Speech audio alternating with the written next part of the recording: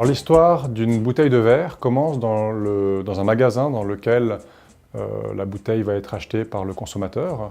Ce citoyen, il a le devoir de trier ses déchets et ainsi il amènera sa bouteille vide dans un point de récupération. De là, la bouteille en verre va être récupérée par une entreprise mandatée par la commune dans laquelle habite le citoyen.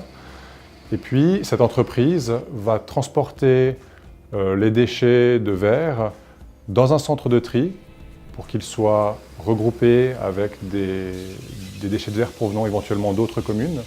Eh bien, en train, ici, jusqu'à Saint-Pré, où après, il est trié, parce qu'il y a toujours un peu, malheureusement, des corps étrangers. C'est vraiment important de mettre que du verre et du verre de la bonne couleur aussi. Dans la mesure où il n'est pas possible de refabriquer des bouteilles transparentes avec du verre coloré. Alors après le tri manuel, vous avez ce qu'on appelle du groisil, et celui-là, il est ensuite mélangé avec la matière première.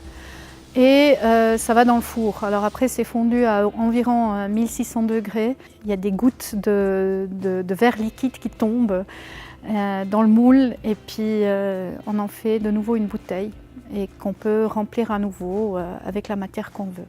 Le but final du recyclage du verre, finalement, est de permettre la fabrication ou la refabrication de bouteilles à partir de déchets, de ce qui était des déchets, de manière à préserver les ressources naturelles. Le recyclage permet non seulement d'économiser de l'énergie et de la matière première, mais aussi du CO2. L'utilisation de silice, donc de sable naturel, a des impacts importants sur l'environnement en matière de protection des eaux, d'impact sur le paysage. Le verre est une des premières matières de l'économie circulaire. Il est recyclable à l'infini, sans perte de qualité. Ici à Saint-Pré, ils produisent à peu près 300 tonnes par jour. Et en utilisant à peu près 80% de matière recyclée, ils économisent à peu près 24% d'énergie et 48% de CO2. Le verre recyclé, ça ne se voit pas dans le produit final. Parce qu'une bouteille, elle contiendra toujours du verre recyclé. En termes de récupération des déchets de verre, la Suisse est plutôt un bon élève dans la mesure où 96% du verre produit, consommé est récupéré et recyclé. Donc c'est effectivement un très bon chiffre par rapport au reste de l'Union européenne par exemple.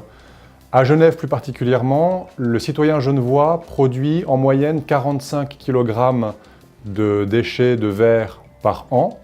En revanche, il reste encore 15 kg de déchets par habitant qui finissent avec les ordures ménagères et il y a donc encore un potentiel très important de récupération dans la mesure où le verre n'a strictement rien à faire avec les ordures ménagères. Il ne va jamais fondre parce que l'usine d'incinération, elle va pas aller au-delà de 900 degrés. Alors le verre, il va se casser et puis du coup, on fait du verre un déchet spécial qui s'appelle des scories ou des mâches-fer, qui ensuite doit être mise en décharge contrôlée. Et à ce titre-là, la seule bonne filière pour le verre, c'est le recyclage.